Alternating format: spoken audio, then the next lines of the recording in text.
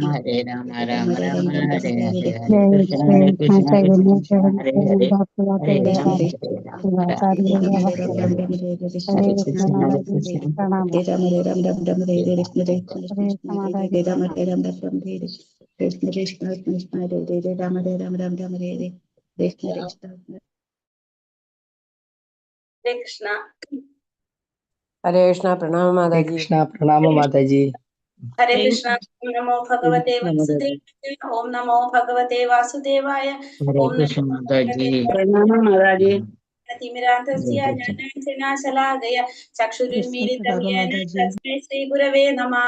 नमो विष्णुपादाय कृष्णप्रेष्ठाय भूतले वेदान्तस्वामिनिधि नामिने नमस्ते सारस्वते देवे गौरवाणी प्रचारिणे निर्विशेष शून्यवादी पाश्चात्य देशधारिणे जय श्री कृष्ण चैतन्य प्रभु नित्यानंद श्री अद्वैत गदाधर श्रीवासादि गौर भक्त वृंद हरे कृष्ण कृष्ण कृष्ण हरे हरे हरे राम राम राम हरे हरे हरे कृष्ण निगम कल्पतरोर्गलितं फलं सुखमुखामृतद्रव संयुतं पिबत भागवतं रसमालयं मुहुरहो रसिका भुवि भावुकाः नारायणं नमस्कृत्यं नरं चैव नरोत्तमं देवीं सरस्वतीं व्यासं ततो जयमुदीरयेत् नष्टप्रायेषु भद्रेषु नित्यं भागवत सेवया भगवते उत्तम श्लोके भक्तिर्भवति नैष्ठकी कृष्णाय वासुदेवाय देवकी गोपकुमाराय गोविन्दाय नमो नमः हरे कृष्ण कृष्ण कृष्ण हरे हरे हरे राम राम हरे हरे ഹരേ കൃഷ്ണ ശ്രീ ശ്രീ രാധാ ഗോവിന്ദ് ടെമ്പിൾ ഇസ്കോൺ മാംഗ്ലൂരിന്റെ ഭാഗവതം ക്ലാസ്സിലേക്ക് എല്ലാവർക്കും സ്വാഗതം. ഹരേ കൃഷ്ണ, എല്ലാവർക്കും പ്രണാമം. हरे प्रणाम कृष्णा प्रणाम माता जी हरे कृष्णा प्रणाम माता जी। हरे कृष्णा ഹരേ प्रणाम माता जी हरे कृष्णा ഹരേ കൃഷ്ണ, എല്ലാവർക്കും പ്രണാമം. ഒന്നാമത്തെ സ്കന്ധം 13-ാമത്തെ അധ്യായം ധൃതരാഷ്ട്ര കൊട്ടാരം ഉപേക്ഷിക്കുന്നു എന്ന അധ്യായത്തിലാണ് നമ്മള്. അതില് 12 ശ്ലോകം വരെ നമ്മൾ നോക്കി. ഹരേ കൃഷ്ണ. അപ്പൊ ഇതില് നമ്മൾ പറഞ്ഞുകൊണ്ടിരിക്കുന്നത് വിതുരര് കൊട്ടാരത്തിൽ നിന്ന് പോയിട്ട് കുറെ നാൾക്ക് ശേഷം കൊട്ടാരത്തിലേക്ക് തിരിച്ചു വരാണ്. അപ്പൊ വിതുരരെ കണ്ട സന്തോഷത്തില് കൊട്ടാരത്തിലുള്ളവരുടെ ആ സന്തോഷ പ്രകടനമാണ് നമ്മൾ കണ്ടുകൊണ്ടിരിക്കേണ്ടത് അല്ലെ. അവിടെ ഉള്ളവർക്കൊക്കെ വളരെയധികം സന്തോഷമായി വിതുരർ തിരിച്ചു വന്നപ്പോ.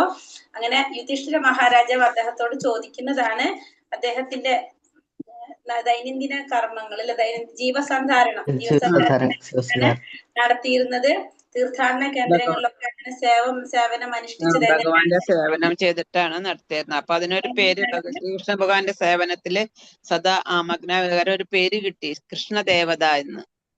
എങ്ങനെയാണ് നടത്തിയതെന്നാണ് ഇവിടെ ആര് ചോദിക്കുന്നത്? യുധിഷ്ഠിര മഹാരാജാവ് ചോദിക്കുന്നത്. അദ്ദേഹത്തെ കുറിച്ച് എങ്ങനെയാ പറയുന്നത്? അദ്ദേഹം സ്വയം എന്താ പറയുന്നത്, ശുദ്ധ ഭക്തനാണ്, ഭഗവാനെ ഹൃദയത്തിൽ വഹിച്ചുകൊണ്ട് പോകുന്നതാണ്. അപ്പോൾ അദ്ദേഹം പോകുന്ന സ്ഥലങ്ങളൊക്കെ എങ്ങനെയായിരിക്കും? തീർത്ഥാടന കേന്ദ്രമായിരുന്നു. പോലുള്ളവർ തീർത്ഥാടന സ്ഥലങ്ങളുടെ മൂർത്തിമത് ഭാവമായിരിക്കും ശുദ്ധ ഭക്തന്മാരെന്ന് പറയുന്നു. കാരണം സ്വന്തം അന്തരംഗത്തിലെ ഭഗവാനെ വഹിക്കുന്നത് കൊണ്ടാണ് എല്ലാ സ്ഥലങ്ങളും തീർത്ഥാടന സ്ഥലങ്ങളായിട്ട് രൂപാന്തരപ്പെടും. അത്തരത്തിലുള്ള അത് പാണ്ഡവന്മാരും യുധിഷ്ഠിരും പിന്നെ വിതുരരും സദാശിവം ഭഗവാനെ ധ്യാനിച്ചുകൊണ്ട് നടക്കുന്നവരാണ്. അതെ. അപ്പൊ അതുകൊണ്ട് അത്തരത്തിലുള്ള അവര് പോകുന്ന സ്ഥലങ്ങളൊക്കെ തീർത്ഥാടന കേന്ദ്രങ്ങളായിട്ട് രൂപാന്തരപ്പെടുന്നു പറഞ്ഞു. അതിനുശേഷം വിതുരടുത്ത് യുധിഷ്ഠിര മഹാരാജാവ് ചോദിക്കുകയാണ്, അങ്ങ് ദ്വാരക സന്ദർശിച്ചിട്ടുണ്ടാകാം, ദ്വാരകാവാസികളെ കുറിച്ച് ചോദിക്കുകയാണ് അല്ലെ. ദ്വാരകാവാസികളെ കുറിച്ച് അവര് അമോദത്തോടെ ഇരിക്കുന്നുവോ എന്നിവിടെ ആര് ചോദിക്കുകയാണ്? യുധിഷ്ഠിര മഹാരാജാവ് അവരുടെ ഉന്മൂലനത്തിന് മാത്രം പറയില്ലേ, ബാക്കിയെല്ലാം നല്ലതൊക്കെ പറഞ്ഞു കൊടുക്കും. വിതുരര് ഇവിടെ എന്താ പറയുന്നത്? വിതുരര് ദ്വാരക നിവാസികളെ കുറിച്ച് ചോദിച്ചപ്പോ യുധിഷ്ഠിര മഹാരാജാവിന്റെ അടുത്ത് അവരുടെ ഉന്മൂലനത്തെ അതും ഒഴികെ ബാക്കി എല്ലാ കാര്യങ്ങളും അറിയിച്ചു കൊടുത്തു. പറഞ്ഞില്ല, ബാക്കിയെല്ലാം പറഞ്ഞു കൊടുത്തു എന്നാണ് ഇവിടെ നമ്മൾ അതുവരെയാണ് നമ്മൾ എത്തി നിൽക്കുന്നത്. അതുവരെ പറഞ്ഞു നിർത്തിയത്. അടുത്ത ശ്ലോകത്തിലേക്ക് നമുക്ക് പോകാം.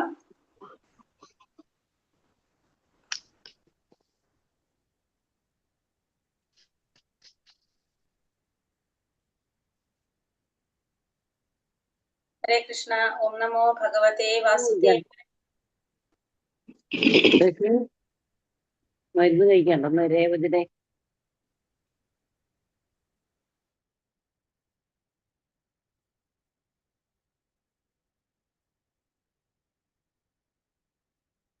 ശ്ലോകം 13.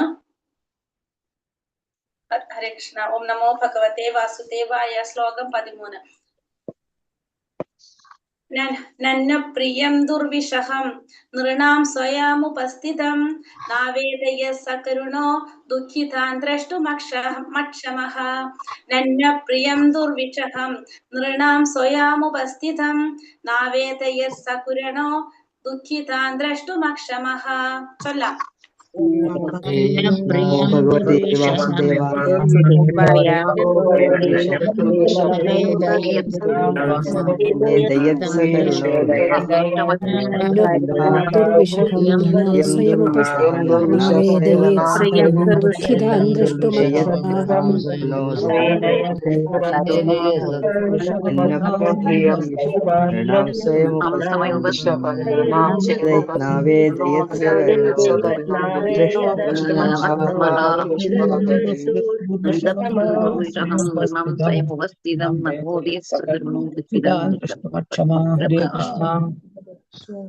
ഹരേ കൃഷ്ണ. ഹരേ കൃഷ്ണ. നനു വസ്തുനിഷ്ഠനായി അപ്രിയമായ ദുർവിഷഹം അസഹ്യമായ നൃണ മാനവരാശിക്ക് സ്വയം അതിൻ്റെതായ രീതിയിൽ ഉപസ്ഥിതം ആവിർഭാവം ന ഇല്ല അവേദയർ പ്രകടിപ്പിച്ചു സ കരുണാർദ്രനായ ദുഃഖിതരായി ദ്രഷ്ടും ദർശിക്കാൻ അക്ഷമ കഴിവില്ലാതെ. വിവർത്തനം ഭാവാർത്ഥം. ശ്രീല പ്രഭുപാദിക്ക് ജയ്. പാണ്ഡവരെ ഒരു സമയത്തും ദുഃഖിതരായി ദർശിക്കാൻ കഴിയാത്തതിനാൽ കരുണാർദ്രനായ മഹാത്മാവ് വിതുരർ അത്യന്തം അപ്രിയവും അസഹ്യവുമായ ഈ സംഭവത്തെ അവരോട് വെളിപ്പെടുത്തിയില്ല. കാരണം വിപത്തുകൾ സ്വയം വന്നു ചേരുന്നു. അപ്പൊ ഇവിടെ പാണ്ഡവരെ ദുഃഖിതരായിട്ട് ദർശിക്കാൻ ആഗ്രഹമില്ലാത്തത് കൊണ്ട്, അപ്പൊ മഹാരാജാവ് യുധിഷ്ഠിരൻ ചോദിച്ചതായിരുന്നു അല്ലെ, ദ്വാരക നിവാസികളെ കുറിച്ച് ചോദിച്ചിരുന്നു. അപ്പോ പാണ്ഡവരോടത്ത് ആര് പറഞ്ഞില്ല? വിതുരര് യുധിഷ്ഠിര മഹാരാജാവിന്റെ അടുത്ത് ദ്വാരക നിവാസികള് ഉന്മൂലനം ചെയ്യപ്പെട്ട കാര്യം പറഞ്ഞില്ല. അപ്പൊ എന്തുകൊണ്ടാണ് അത് പറയുന്നത്? പാണ്ഡവരെ ഒരു സമയത്തും ദുഃഖിതരായിട്ട് ദർശിക്കാൻ കഴിയാത്തതിനാൽ കരുണാകരനായിട്ടുള്ള മഹാത്മാ വിതുരർ അത്യന്തം അപ്രിയവും അസഹ്യവുമായ ഈ സംഭവത്തെ അവരോട് വെളിപ്പെടുത്തിയില്ല. കാരണം വിപത്തുകൾ സ്വയം വന്നു ചേരുന്നു. അപ്പൊ വിപത്തുകള് തന്നെത്താനെ വന്നു ചേരുന്നതാണ്. അത് പ്രത്യേകം പറയേണ്ടതായിട്ടില്ല എന്നുള്ള ധാരണ. അതുകൊണ്ട് ഇവര് ദുഃഖിതരാവണ്ട എന്ന് കരുതിയിട്ട് വിതുരര് ആ അപ്രിയ സത്യം മാത്രം പറഞ്ഞില്ല. ഭാവാർത്ഥം. ശ്രീല പ്രഭുപാദിക്ക് ജയ്. നീതിശാസ്ത്രം അനുസരിച്ച് മറ്റുള്ളവർക്ക് ദുഃഖഹേതുവാകുന്ന അപ്രിയ സത്യം ഒരുവൻ ഉരിയാടരുത്. പ്രകൃതി നിയമങ്ങൾക്ക് വിധേയമായി വിപത്തുകൾ സ്വയം നമ്മുടെ പക്കൽ വന്നു ചേരുന്നു. ആകയാൽ പ്രചാരണം നടത്തി അതിനെ ഒരാൾ വർദ്ധിപ്പിക്കരുത്. വിതുരരെ പോലുള്ള കരുണാർദ്രനായ മഹാത്മാവിന് വിശേഷിച്ചും പ്രിയപ്പെട്ട പാണ്ഡവരുമായുള്ള ഇടപെടലിൽ യദുവംശനാശം പോലുള്ള ഒരു അപ്രിയ വൃത്താന്തം വെളിപ്പെടുത്തുക എന്നത് മിക്കവാറും അസാധ്യമായ സംഗതിയായിരുന്നു. ആകയാൽ അദ്ദേഹം അതിൽ നിന്നും മനഃപൂർവ്വം ഒഴിഞ്ഞു മാറി. അപ്പൊ ഇവിടെ പറയുന്നത് എന്താണ്? നീതിശാസ്ത്രം അനുസരിച്ച് മറ്റുള്ളവർക്ക് ദുഃഖഹേതുവാകുന്ന അപ്രിയ സത്യം ഒരുവൻ ഉരിയാടരുത്. അപ്പൊ മറ്റുള്ളവർക്ക് അപ്രിയമാകുന്ന സത്യങ്ങള് നമ്മൾ എന്ത് പാടില്ല? നമ്മള് പറയാൻ പാടില്ല. നമ്മള് പഠിക്കുന്നുണ്ട് ഭഗവത്ഗീതയിൽ അല്ലെ, എന്താ പറയണത്? വാഗ്മയം അല്ലെ, വാഗ്മയ തപസ്സിൽ പറയുന്നതാണത്. അപ്രിയ സത്യങ്ങള്, മറ്റുള്ളവർക്ക് ദുഃഖഹേതുവാകുന്ന സത്യങ്ങൾ നമ്മൾ എന്ത് ചെയ്യരുത്? പറയരുത്. പ്രകൃതി നിയമങ്ങൾക്ക് വിധേയമായി വിപത്തുകൾ സ്വയം നമ്മുടെ പക്കൽ വന്നു ചേരുന്നു. അപ്പൊ ഭൗതിക പ്രകൃതിയുടെ നിയമങ്ങൾക്കനുസരിച്ച് നമുക്ക് വിപത്തുകൾ അത് സ്വയം വന്നു ചേരുന്നതാണ്, പ്രകൃതിയുടെ വിപത്തുകള്. ആകയാൽ അത് പ്രചരണം നടത്തി നമ്മൾ എന്ത് ചെയ്യേണ്ട ആവശ്യമില്ല? വർദ്ധിപ്പിക്കേണ്ട ആവശ്യമില്ല. വിതുരരെ പോലുള്ള കരുണാർദ്രനായ മഹാത്മാവിന് വിശേഷിച്ചും പ്രിയപ്പെട്ട പാണ്ഡവരുമായുള്ള ഇടപെടലിൽ യദുവംശനാശം പോലുള്ള ഒരു അപ്രിയ വൃത്താന്തം വെളിപ്പെടുത്തുക എന്നത് മിക്കവാറും അസാധ്യമായ സംഗതിയാകുന്നു. അപ്പൊ അങ്ങനെ മഹാത്മാവായിട്ടുള്ള വിതുരർക്ക് പാണ്ഡവരോട് ഇത്തരത്തിലുള്ള യദുവംശനാശം പോലുള്ള അപ്രിയ സത്യങ്ങൾ വെളിപ്പെടുത്തുക എന്ന് പറഞ്ഞത് അസാധ്യമായിട്ടൊരു സംഗതിയായിരുന്നു. അതുകൊണ്ട് തന്നെ അദ്ദേഹം അതിൽ നിന്നും മനഃപൂർവ്വം ഒഴിഞ്ഞു മാറി. അപ്പൊ അതുകൊണ്ട് അദ്ദേഹം ആ സത്യം പറഞ്ഞില്ല. ശ്ലോകം 14. കഞ്ചിത് കാലമഥാവത് സത്കൃതോ ദേവവത്സുഖം ഭ്രാതുർജ്യേഷ്ഠസ്യ ശ്രേയസ്കൃത് സർവേഷാം സുഖമാവഹൻ കച്ചിത് കാലമഥാവർത്തിത് സത്കൃതോ ദേവവത്സുഖം ഭ്രാതുർജ്യേഷ്ഠസ്യ ശ്രേയസ്കൃത് സർവേഷാം സുഖമാവഹൻ. ചൊല്ലിക്കോളൂ.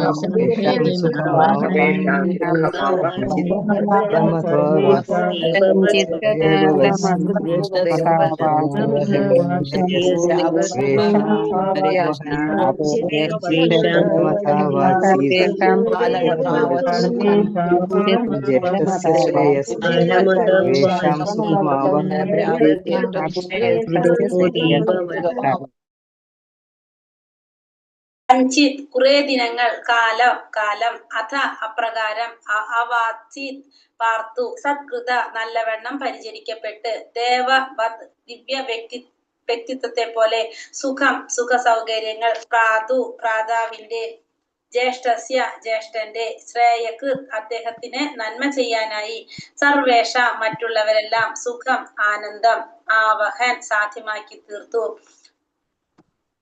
വിവർത്തനം ഭാവാർത്ഥം. ശ്രീല പ്രഭുപാദിക്ക് ജയ്. ഇപ്രകാരം ദൈവിക വ്യക്തിയെ പോലെ ബന്ധുജനങ്ങളാൽ സൽക്കരിക്കപ്പെട്ട വിതുരർ ജ്യേഷ്ഠ സഹോദരന്റെ മാനസികാവസ്ഥ നേരെയാക്കുന്നതിന് വേണ്ടി മാത്രം കുറച്ചു കാലം അവിടെ വസിച്ചു. അവിധം അദ്ദേഹം മറ്റുള്ളവർക്കും ആനന്ദമേകി.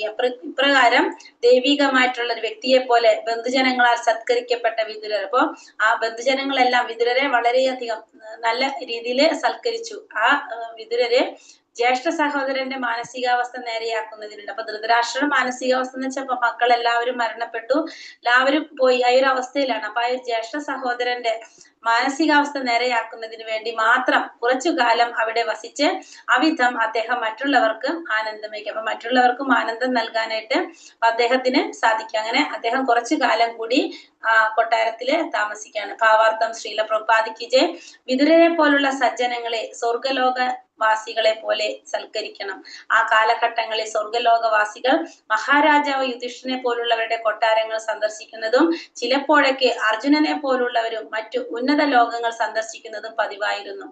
നാരദർ ഭൗതിക പ്രപഞ്ചങ്ങളിൽ മാത്രമല്ല ആത്മീയ പ്രപഞ്ചങ്ങളിലും യാതൊരു പ്രതിബന്ധവും കൂടാതെ സഞ്ചരിക്കാൻ കഴിയുന്ന ആകാശ സഞ്ചാരിയാണ്. മഹാരാജാവ് യുധിഷ്ഠിരന്റെ കൊട്ടാരത്തിൽ നാരദർ പോലും പതിവായി സന്ദർശനം നടത്തിയിരുന്നു. അപ്പോൾ പിന്നെ സ്വർഗീയ ദേവന്മാരുടെ കാര്യം എന്തു പറയാനാണ്? ബന്ധപ്പെട്ട വ്യക്തികളുടെ ആത്മീയ സംസ്കാരം മാത്രമാണ് നിലവിലെ ശരീരത്തിൽ പോലുമുള്ള അന്തർലോക യാത്രകൾ സാധ്യമാക്കുന്നത്. ആകയാൽ മഹാരാജാവ് യുധിഷ്ഠിരൻ ദേവന്മാരെ സ്വീകരിക്കുന്ന അതേ വണ്ണം വിതുരരെയും സ്വീകരിച്ചു. അപ്പൊ വിതുരരെ പോലുള്ള സജ്ജനങ്ങളെ, സ്വർഗലോക നിവാസികളെ സൽക്കരിക്കുന്നത് പോലെയായിരിക്കണം സൽക്കരിക്കേണ്ടത് പറയാണ്. അപ്പൊ അക്കാലത്ത് അന്നത്തെ കാലഘട്ടത്തില് സ്വർഗലോക നിവാസികള് മഹാരാജാവ് യുധിഷ്ഠിരനെ പോലുള്ളവരുടെ കൊട്ടാരങ്ങൾ സന്ദർശിക്കുക എന്ന് പറയുന്നത് പതിവായിട്ടുള്ള കാര്യമായിരുന്നു. അതേപോലെ തന്നെ അർജുനനെ പോലുള്ളവരോ അവരും ഉന്നത ലോകങ്ങളും സന്ദർശിച്ചിരുന്നു. അപ്പോ ഇവര് ഇപ്പൊ ഭൂമിയിൽ നിൽക്കുമ്പോഴും അവർക്ക് എവിടേക്ക് പോകാൻ സാധിക്കും? സ്വർഗലോകത്ത് പോകാൻ സാധിക്കും. സ്വർഗലോക നിവാസികള് ഭൂമിയിലേക്ക് വരെ ഇത് പതിവായിരുന്നു, സന്ദർശനം ഇത് പതിവായിരുന്നു. അപ്പൊ നാരദർ ഭൗതിക പ്രപഞ്ചങ്ങളിൽ മാത്രമല്ല ആത്മീയ പ്രപഞ്ചങ്ങളിലും യാതൊരു പ്രതിബന്ധവും കൂടാതെ സഞ്ചരിക്കാൻ കഴിയുന്ന ആകാശ സഞ്ചാരിയാണ്. അപ്പൊ നാരദ മഹർഷി എന്താണ്? നാരദ മഹർഷിക്ക് ഭൗതിക ലോകത്തും ആത്മീയ ലോകത്തും എല്ലാവരും ഒരേപോലെ കടന്നു ചെല്ലാൻ സാധിക്കുന്ന ആകാശ സഞ്ചാരിയാണ് ആര്? നാരദ മഹർഷി. മഹാരാജാവ് യുധിഷ്ഠിരന്റെ കൊട്ടാരത്തിൽ നാരദർ പോലും പതിവായി സന്ദർശനം നടത്തിയിരുന്നു. അപ്പൊ മഹാരാജാവ് യുധിഷ്ഠിരന്റെ കൊട്ടാരത്തില് നാരദ മഹർഷിയും പതിവായിട്ട് സന്ദർശനം നടത്തിയിരുന്നു. അപ്പോൾ പിന്നെ സ്വർഗീയ ദേവന്മാരുടെ കാര്യം എന്തു പറയാനാണ്? ബന്ധപ്പെട്ട ജീവികളുടെ ആത്മീയ സംസ്കാരം മാത്രമാണ് നിലവിലെ ശരീരത്തിൽ പോലുമുള്ള അന്തർലോക യാത്രകൾ സാധ്യമാക്കുന്നത്. ഈ യാത്രകളെല്ലാം നടത്തുന്നത് എന്തിനാണ്? ബന്ധപ്പെട്ട വ്യക്തികളുടെ ആത്മീയ സംസ്കാരം. അപ്പൊ എല്ലാ യാത്രകളുടെയും ലക്ഷ്യം, ഈ അന്തർലോക യാത്രകളെ കൊണ്ടൊക്കെ ലക്ഷ്യം എന്താണ്? ആത്മസാക്ഷാത്കാരം മാത്രമാണ് ലക്ഷ്യമാക്കുന്നത്. നിലവിലെ ശരീരത്തിൽ പോലുമുള്ള അന്തർലോക യാത്രകൾ സാധ്യമാക്കുന്നത് എന്താണ്? ആയിട്ടാണ്. ആകയാൽ മഹാരാജാവ് യുധിഷ്ഠിരൻ ദേവന്മാരെ സ്വീകരിക്കുന്ന അതേ വണ്ണം വിതുരരെയും സ്വീകരിച്ചു. അപ്പൊ അതുകൊണ്ട് തന്നെ യുധിഷ്ഠിര മഹാരാജാവിനെ സ്വീകരിക്കേണ്ട മര്യാദകൾ ശരിയായ രീതിയിൽ അറിയുന്നത് കൊണ്ട് ദേവന്മാരെ സ്വീകരിക്കുന്ന അതേ രീതിയിൽ തന്നെയാണ് വിതുരരെയും സ്വീകരിച്ചത്. മുമ്പേ തന്നെ സന്യാസ ജീവിതം സ്വീകരിക്കുകയാൽ മഹാത്മാ വിതുരർ കുറെ ഭൗതിക സുഖങ്ങൾ അനുഭവിക്കാനായിട്ടല്ല അദ്ദേഹത്തിന്റെ പിതൃ കൊട്ടാരത്തിൽ മടങ്ങിച്ചെന്നത്. മഹാരാജാവ് യുധിഷ്ഠിരൻ അദ്ദേഹത്തിന് വേണ്ടി അർപ്പിച്ചതെല്ലാം സ്വന്തം ദയാവായ്പിനാലാണ് വിതുരർ സ്വീകരിച്ചത്. എന്നാൽ ഭൗതികതയിൽ വളരെ അധികം അഭിനിവേശമുള്ള സ്വന്തം ജ്യേഷ്ഠ ഭ്രാതാവ് ധൃതരാഷ്ട്രയെ അവയിൽ നിന്നും മോചിപ്പിക്കാനുള്ള ഉദ്ദേശത്തോടെയാണ് വിതുരർ കൊട്ടാരത്തിൽ പാർത്തത്. ധൃതരാഷ്ട്രക്ക് അദ്ദേഹത്തിന്റെ മുഴുവൻ രാജ്യവും സ്വപുത്രന്മാരും യുധിഷ്ഠിരനുമായുള്ള യുദ്ധത്തിൽ നഷ്ടപ്പെട്ടുവെങ്കിലും അദ്ദേഹത്തിന്റെ നിസ്സഹായനാണെന്ന ധാരണ മൂലം മഹാരാജാവ് യുധിഷ്ഠിരന്റെ സഹാനുഭൂതിയും ആതിഥ്യ മര്യാദയും സ്വീകരിക്കുന്നതിൽ ധൃതരാഷ്ട്രക്ക് ലജ്ജ തോന്നിയിരുന്നില്ല. അപ്പോ വിതുരർ കൊട്ടാരത്തിൽ താമസിച്ചതിന്റെ ഉദ്ദേശം പറയാണ്. എന്താണ്? മുമ്പേ തന്നെ വിതുരർ എന്താണ് സന്യാസ ജീവിതം സ്വീകരിച്ചത് വ്യക്തിയായിരുന്നു വിതുരര്. അപ്പൊ അതുകൊണ്ട് തന്നെ വിതുരർക്ക് കുറെ ഭൗതിക സുഖങ്ങളൊന്നും അനുഭവിക്കാനായിട്ടല്ല അദ്ദേഹം എവിടെ താമസിച്ചത്? കൊട്ടാരത്തിൽ താമസിച്ചത്. യുധിഷ്ഠിര മഹാരാജാവ് അദ്ദേഹത്തിന് അർപ്പിച്ചതെല്ലാം സ്വന്തം ദയാവായ്പിനാലാണ് വിതുരർ സ്വീകരിച്ചത്. അപ്പൊ വിതുരർ അത് സ്വീകരിച്ചത്, യുധിഷ്ഠിര മഹാരാജാവ് അർപ്പിച്ച കാര്യങ്ങളെല്ലാം സ്വീകരിച്ചത് ആ മഹാരാജാവ് യുധിഷ്ഠിരനോടുള്ള ആ ഒരു സ്നേഹത്തിന്റെ പുറത്ത് അത് സ്വീകരിച്ചു എന്നല്ലാതെ സ്വന്തമായിട്ട് ആ ഭൗതിക സുഖങ്ങള് അനുഭവിക്കാനായിട്ടല്ല അദ്ദേഹം അതൊന്നും സ്വീകരിച്ചത്.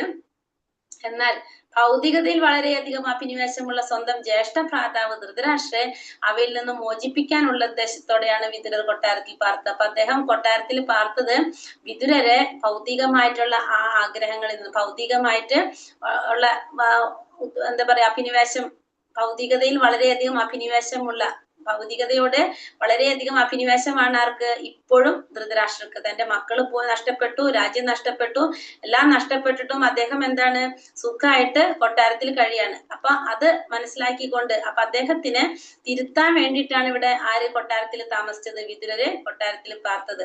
ധൃതരാഷ്ട്രക്ക് അദ്ദേഹത്തിന്റെ മുഴുവൻ രാജ്യവും സ്വപുത്രന്മാരും യുധിഷ്ഠിരനുമായുള്ള യുദ്ധത്തിൽ നഷ്ടപ്പെട്ടുവെങ്കിലും എല്ലാം നഷ്ടപ്പെട്ടു, മുഴുവൻ രാജ്യം നഷ്ടപ്പെട്ടു, പുത്രന്മാര് മുഴുവൻ നഷ്ടപ്പെട്ടു, അങ്ങനെ എല്ലാം നഷ്ടപ്പെട്ടും യുധിഷ്ഠിരനുമായിട്ടുള്ള ആ യുദ്ധത്തിൽ നഷ്ടപ്പെട്ടിട്ടും അദ്ദേഹം നിസ്സഹായനാണെന്നൊരു ധാരണ മൂലം എവിടെ താമസിക്കാണ്?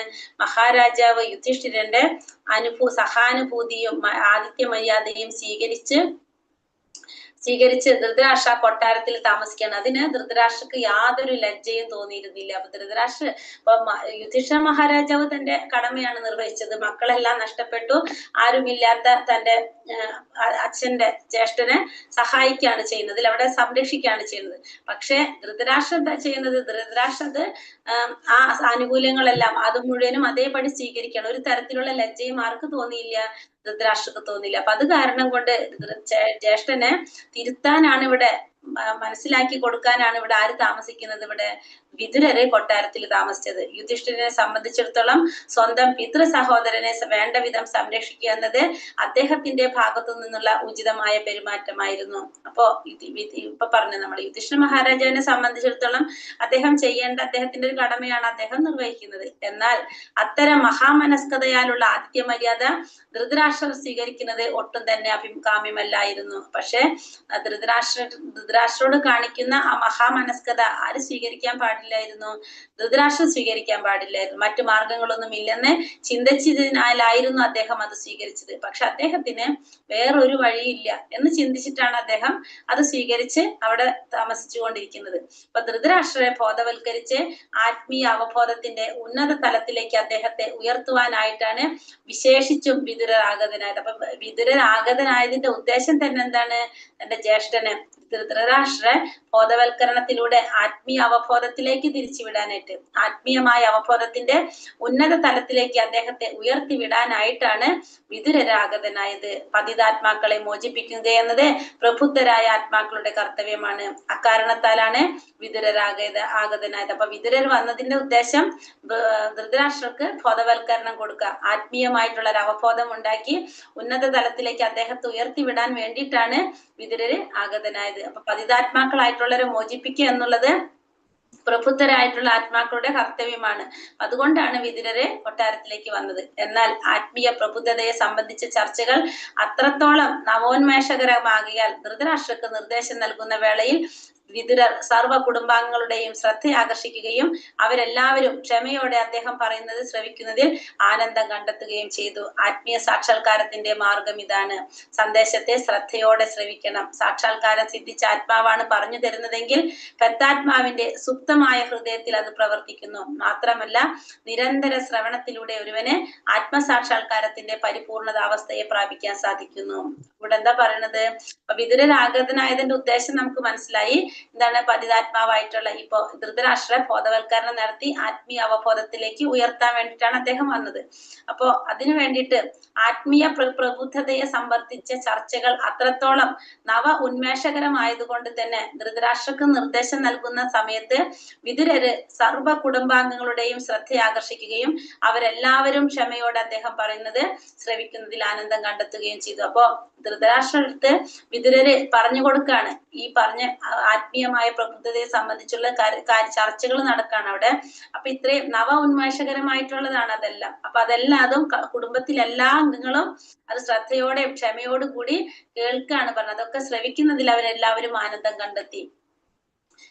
അത് പറയുന്നത് എന്താണ്? ആത്മീയ സാക്ഷാത്കാരത്തിന്റെ മാർഗം എന്ന് പറയുന്നത് അതാണ്. സന്ദേശത്തെ ശ്രദ്ധയോടെ ശ്രവിക്കണം. സാക്ഷാത്കാരം സിദ്ധിച്ച ആത്മാവാണ് പറഞ്ഞു തരുന്നെങ്കിൽ, ഇപ്പൊ നാം പറഞ്ഞു കൊടുക്കുന്നത് സാക്ഷാത്കാരം സിദ്ധിച്ച ഒരു ആത്മാവാണ് പറഞ്ഞു തരുന്നതെങ്കിൽ എന്താണ്?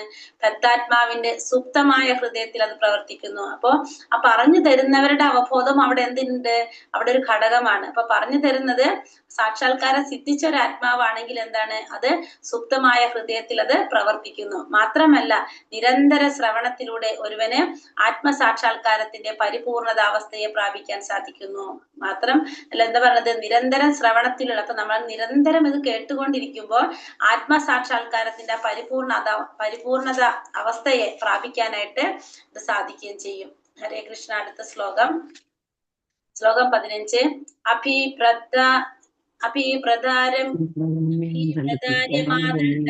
യഥാവദാഖകാരിഷു യാവദദ്ധാരതം ശാപാദശതം യമ. ഹരേ കൃഷ്ണ. അഭിപ്രദാര്യമയാദണ്ഡം യഥാവദാഖകാരിഷു യാവദാധാരശുദ്രത്വം ചാപാദ്വർഷാശതം യമഃ. ചൊല്ലിക്കോളൂ.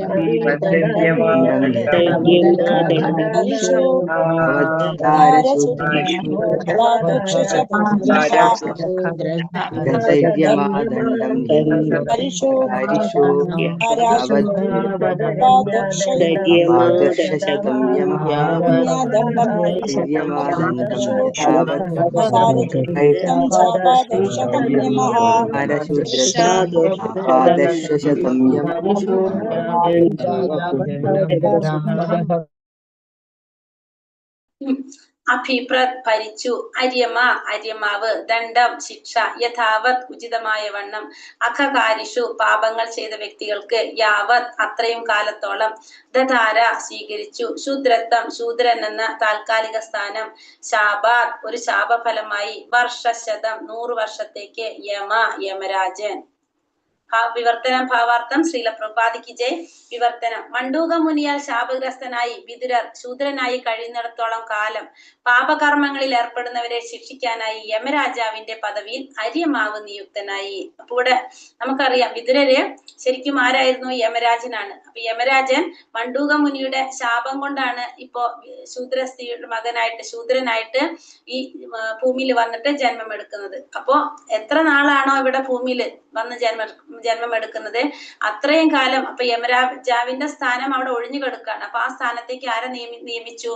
അര്യമാവിനെ നിയമിച്ചു. അര്യമാവാണ് അപ്പൊ യമരാജാവിന്റെ പദവി ഏറ്റെടുത്തിരിക്കുന്നത് അര്യമാവാണ്.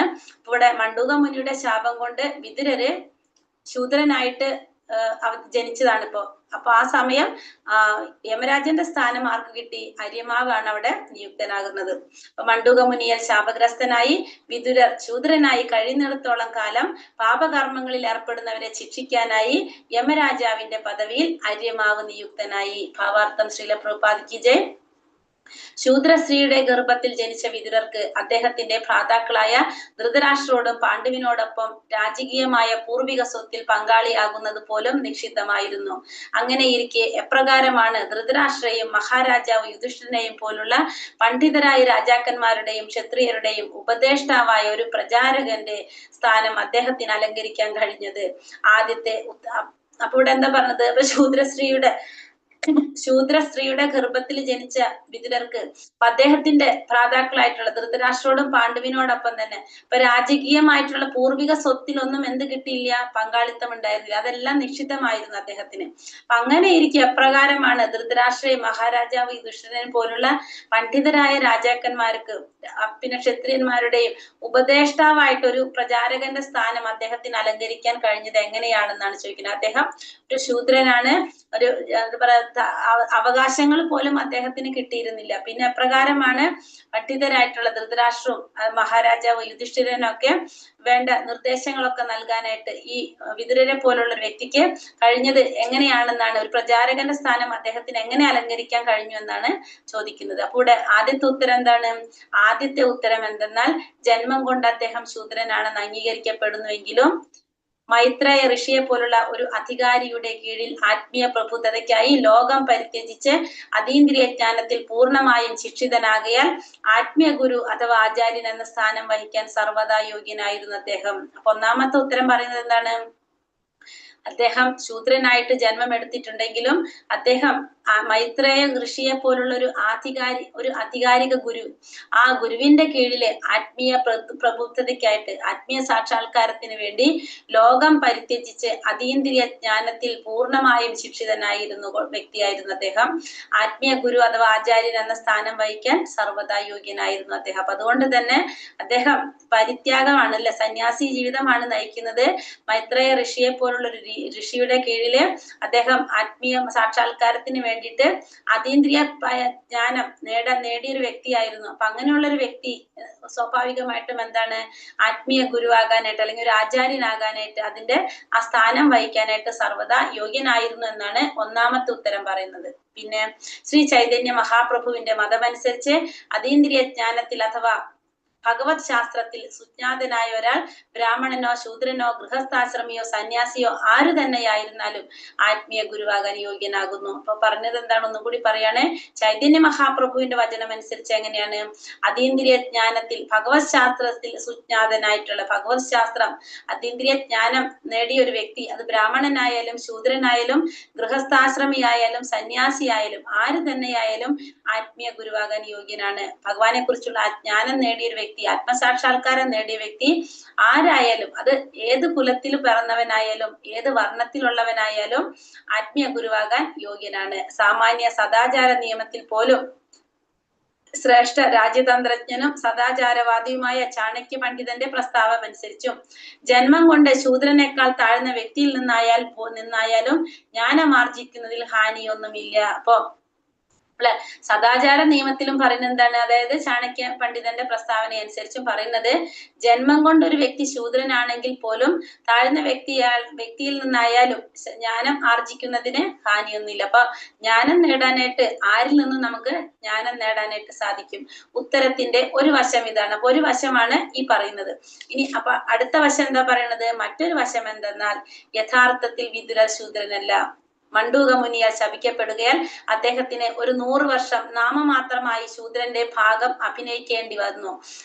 ബ്രഹ്മാവ്, നാരദർ, ശിവൻ, കപിലൻ, ഭീഷ്മർ, പ്രഹ്ലാദൻ തുടങ്ങിയ ഉന്നത വ്യക്തിത്വങ്ങളുടെ അതേ നിലയിലുള്ള 12 മഹാജനങ്ങളിൽ ഒരാളായ യമരാജന്റെ അവതാരമാണ് അദ്ദേഹം. അപ്പൊ ഒന്നാമത്തെ ഭാഗം പറയുന്നത് എന്താണ്? ഒരു ശൂദ്രകുലത്തിലാണ് ജന്മമെടുത്തെങ്കിലും ആത്മീയമായ ജ്ഞാനം നേടിയ, ആത്മസാക്ഷാത്കാരം നേടിയ വ്യക്തി സർവദാ ഒരു ഗുരുവായിരിക്കാനായിട്ട് യോഗ്യനാണ്, ആചാര്യനായിരിക്കാനായിട്ട് യോഗ്യനാണെന്നാണ് ഒന്നാമത്തെ വാദം പറയുന്നത്. രണ്ടാമത്തെ വാദം പറയുന്നത് എന്താണ്? ഇവിടെ മണ്ഡൂക മുനിയാൽ ശപിക്കപ്പെട്ട അദ്ദേഹം ആരാണ്? വിതുരർ എന്ന് പറയുന്നത്. യഥാർത്ഥത്തിൽ വിതുരർ ശൂദ്രനല്ല. മണ്ഡൂക മുനിയാൽ ശപിക്കപ്പെട്ട അദ്ദേഹം 100 വർഷം നാമമാത്രമായിട്ട്, ഒരു 100 വർഷം അദ്ദേഹത്തിന് ശാപം കിട്ടിയതാണ്. ഏത് ഭാഗം അഭിനയിക്കാനായിട്ട്? ശൂദ്രന്റെ ഭാഗം അഭിനയിക്കാൻ. കാരണം അദ്ദേഹം ആരാണ്? യമരാജനാണ്. 12 മഹാജനങ്ങളിൽ ഒരാളാണ് അദ്ദേഹം. ബ്രഹ്മാവ്, നാരദൻ, ശിവൻ, കപിലൻ, ഭീഷ്മർ, പ്രഹ്ലാദൻ തുടങ്ങിയ ഉന്നത വ്യക്തിത്വങ്ങളുടെ അതേ നിലയിലുള്ള 12 മഹാജനങ്ങളിൽ ഒരാളാണ് ആര്? യമരാജൻ. ആ യമരാജന്റെ അവതാരമാണ് ഇവിടെ വിതുരരായിട്ട് വരുന്നത്. അദ്ദേഹം ഇവിടെ വെച്ച് നിർത്തല്ലേ, നമുക്ക് കുറെ ഉണ്ട്. ഹരേ കൃഷ്ണ. ഹരേ കൃഷ്ണ. അവിടെ വെച്ച് നിർത്താം, നാളേക്ക് നമുക്ക് നോക്കിയിരിക്കേണ്ടി വരും. ഹരേ കൃഷ്ണ. വഞ്ചാകൽപത രൂപേശ്ച കൃപാ സിന്ധോഭ്യവച പതിതാനാം പാവനേഭ്യോ വൈഷ്ണവേഭ്യോ നമോ നമ. അനന്തകോടി വൈഷ്ണവൃന്ദിക്ക് ജയ്. ശ്രീല പ്രഭുപാദിക്ക് ജയ്. ശ്രീല ഗുരുദേവിക്ക് ജയ്.